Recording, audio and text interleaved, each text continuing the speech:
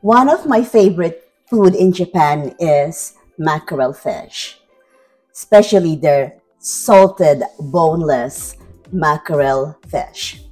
And about 2 weeks ago, I went to a Seoul supermarket. It is actually a Filipino-owned store, and used to be a Korean national owned, but it was sold to a Filipino family. So I'm a friend of them. So I went there and I came across with this salted boneless mackerel fillet.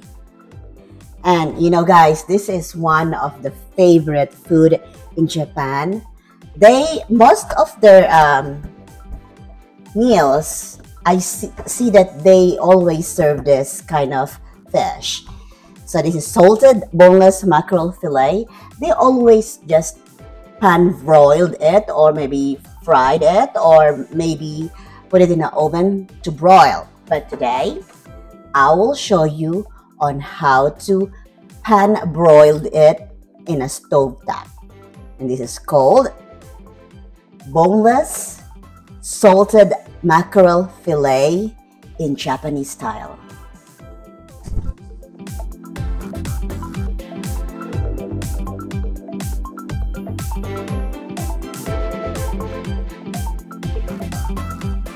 I already preheated this pan with a little amount of oil.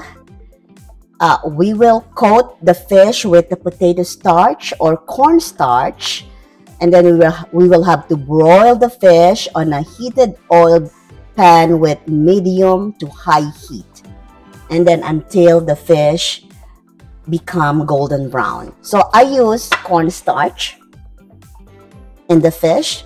I already coated the fillet. Then we will ready to pan fried it with a little amount of oil until it's golden brown.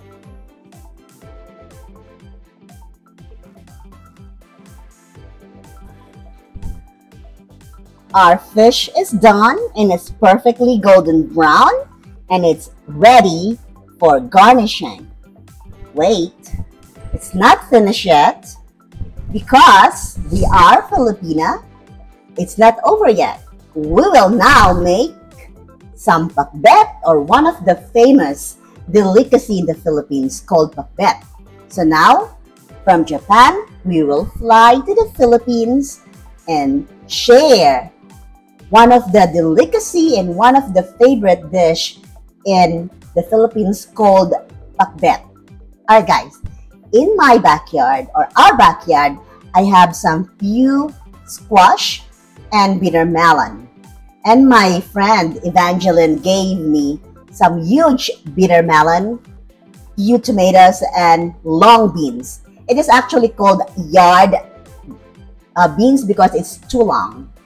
And now, that is the ingredients, perfectly combination with the pakbet. That is a good combination with this fillet, with this mackerel salted and boneless fillet from Japan. Now from Japan, we will fly to the Philippines and share with you the best delicacy in the Philippines, which is primarily summer vegetables.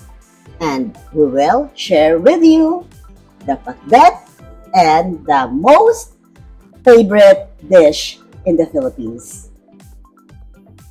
Okay, let's begin on cooking the pakbet. In this wok pan, I already preheated the oil. So guys, I promised myself that I will start using Tagalog also in this video, but bear with me if I have to make some blooper because I'm not really used on making videos in Tagalog, but I will try my best, okay? So ngayon po, naglagay po tayo ng mainit na mantika dito po sa ating pan, sa wok pan. Okay, in every Asian family, kailangan may wok pan, okay? This is really good on making dishes such as fried rice, sauteing vegetables. But guys, alright, we will try to do some Tagalogs in this video, okay? Naglagay po tayo ng onion at ating pong igigisa. Okay? We will gonna saute the onion. I use Spanish onion. Okay? Okay. Yung ating pong sibuyas or onion ay translucent na siya. So, hindi po caramelized. Translucent lang siya. Okay, ngayon, pwede na po nating idagdag yung ating garlic. Okay? Yung ating, ano bang Tagalog ng garlic? I don't know. What's the Tagalog of garlic, guys? When I'm cooking, it's really hard for me to think. But, we already added garlic. We will just have to brown it a little bit. Okay? Hindi po natin iluluto ng matagal ang ating pong garlic. Kasi,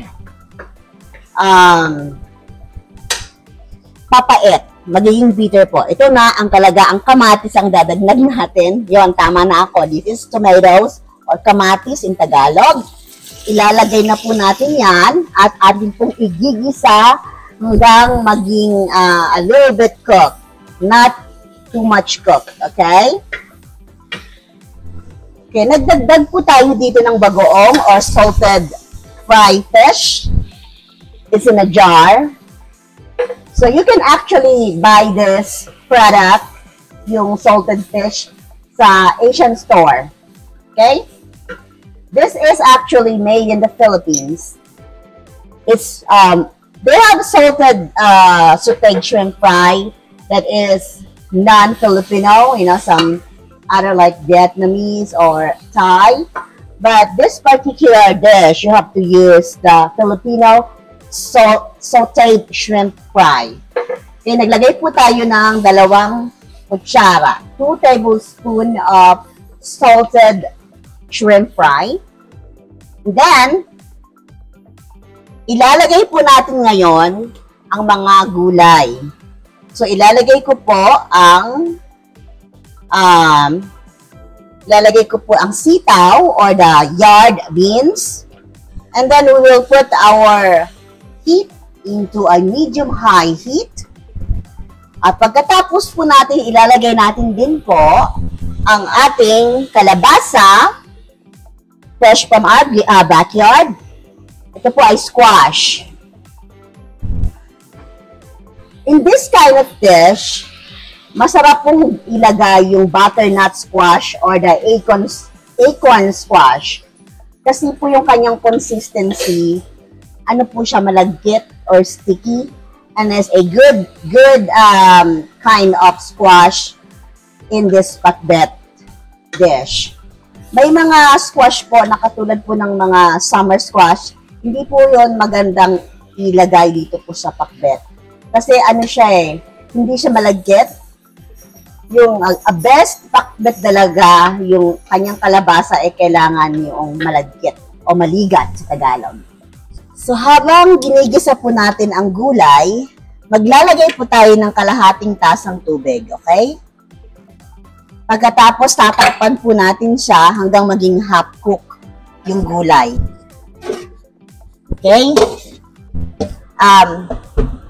Yung pong bitter melon or the ampalaya in the Philippines, in the English they call it amargoso, but it's typically known or commonly known as bitter melon.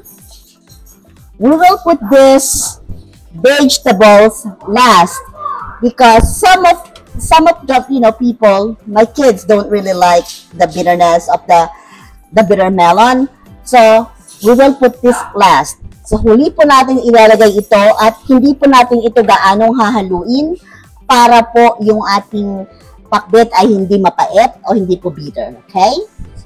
Okay. So, the vegetable is nearly half cooked. So, we will put our heat in a very low heat, guys. Okay? Sa mahinang apoy. Ngayon po, pwede na po natin maglagay ng mga seasoning. Maglalagay po tayo ng kaunting asin, siguro mga kalahating teaspoon lang po ng asin. At saka, maglalagay po tayo ng MSG or betchin. Kung ayaw nyo po maglagay ng MSG, okay lang. Pero ako po, naglalagay po ako ng MSG kasi wala siyang gaanong meat. Kaya, ang MSG po talaga ang nakakapagbigay lasa ng umami flavor sa dish na ito. Okay? Sa pakbet. Okay? Lalagay po tayo siguro kahit lang po mga kalahating kutsarita ng betchin or MSG. Pero kung ayaw nyo po, okay lang. Tapos, haluin natin ng kaunti. Ngayon, guys, wala po tayong fresh na okra. Binigyan po ako ng aking mother-in-law ng, they call it like jewel okra. It's really small okra. It's baby okra. So, we will put this. It is a frozen okra that you can always get it in the frozen aisles in your favorite supermarket. Okay? Maglalagay po tayo nito ng okra na frozen. Tapos, ilalagay po natin yung apoy sa medium heat at hahaluin din po natin hanggang ma-well combine din po ang okra. Okay? Atin na pong titikman kung talagang okay na yung lasa niya. Sandali, tignan natin yung lasa.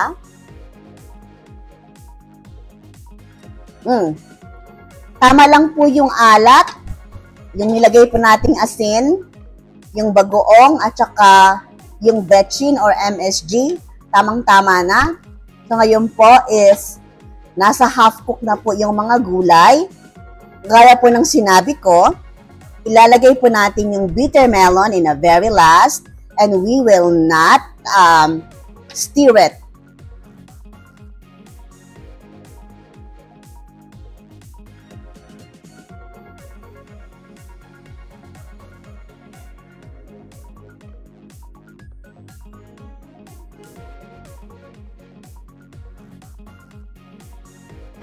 Okay, pasensya na po na walan po tayo ng sound kanina. So ngayon po ang ginawa po natin is we add on the bitter melon in a very last in this cooking. Now, I share with you the secret on how to cook the bitter melon. They just really want the taste of the bitter melon, but with my Americanized taste and my family's Americanized taste, they don't like the bitterness of the vegetable. So, that's my secret. You have to put the bitter melon in the very last, okay? Have to remember that, okay? Pwede na ito, guys. Pwede na to. So, luto na po ang ating pakbet, okay? Salamat po sa pag-nonood again ng ating pong vlog. This is Iva again here in this channel, Iva Simple Creation. Until next time, if you like this video, please click and subscribe below and shoot me some message if you want to suggest other delicacy in every nation, guys. I love cooking and I love sharing this moment with you guys. Every time I cook, I always think about you. Bye for now.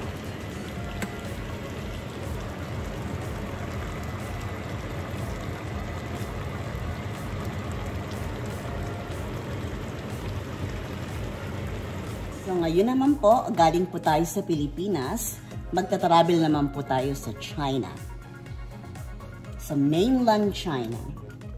At ituturo ko po sa inyo magluto ng baby broccoli, guys. The young broccoli. Or they call it gailan. Doon po sa China, gailan. So ngayon po, tuturo ko naman po sa inyo ang mag-saute ng baby broccoli or Chinese broccoli. Okay? So, bumili po ako dito ng Chinese broccoli po sa kaibigan ko sa Seoul Supermarket.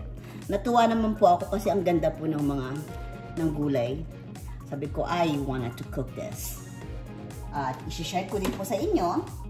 Ngayon po, ang gagawin po natin to may konting twist. Maglalagay po ako ng kamatis kasi marami po akong kamatis.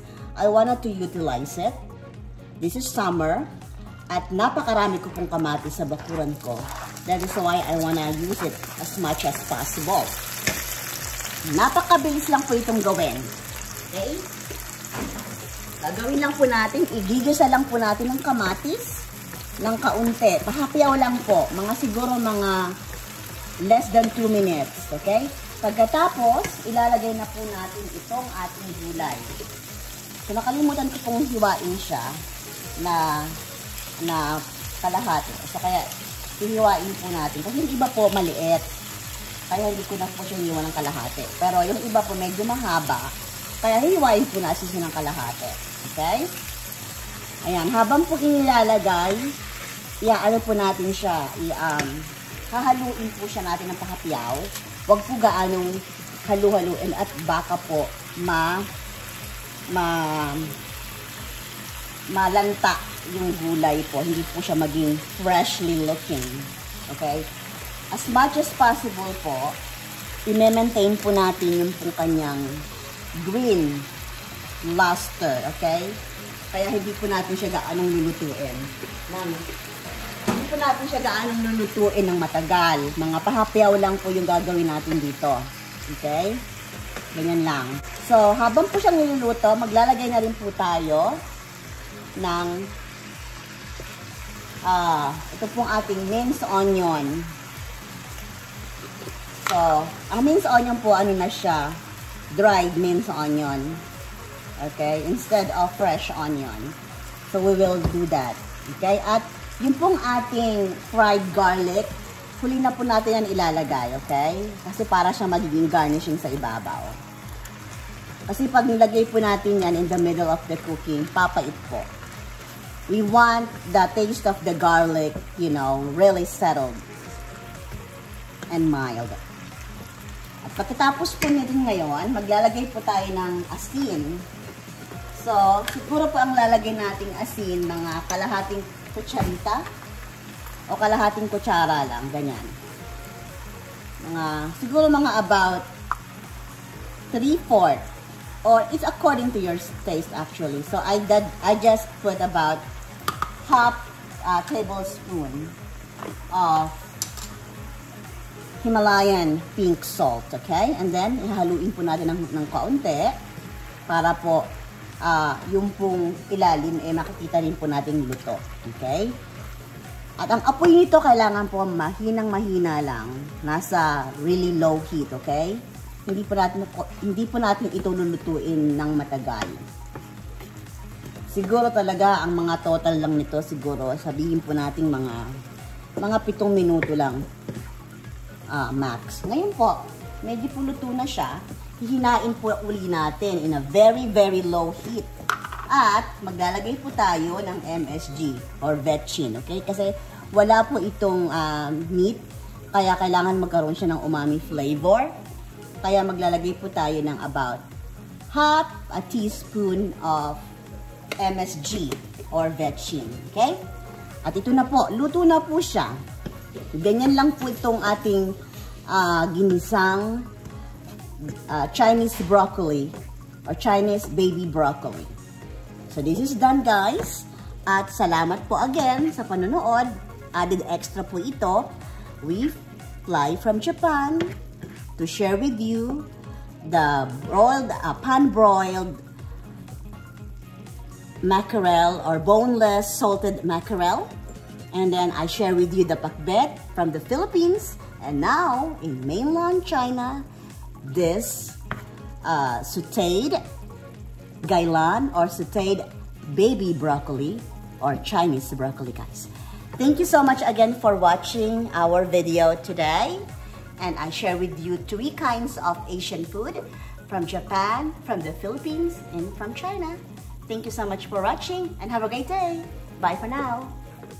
Alright guys, we will put the garnishing on top. We will put the fried garlic as the garnishing while the heat is in a very, very low. And this sauteed Chinese broccoli is done.